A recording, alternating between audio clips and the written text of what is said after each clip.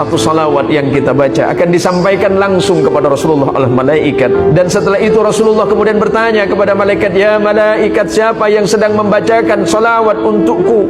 Ya Rasulullah, dia adalah salah satu dari umatmu yang selalu bermaksiat. Ya Rasulullah, sampaikan kepada kekasihku, kita bermaksiat, tapi Rasulullah menyebut kita kekasihnya. Kita ini selalu berdosa kepada Allah dan bermaksiat kepada Allah, tapi ketika kita menyebutkan kalimat Allahumma sholli ala Sayyidina Muhammad, disampaikan kepada Rasulullah. Rasulullah kembali memberikan salam kepada kita. Sampaikan kepada mereka, ya malaikat, kalau mereka membaca salawat kepadaku satu, maka niscaya Allah akan membalas 10 kebaikan bagi mereka. Maka janji Rasulullah untuk kita semuanya, orang yang paling berhak duduk bersamaku di yaumil qiyamah adalah orang-orang yang senantiasa lidah dan hatinya berzikir kepada Allah dan membacakan salawat untukku.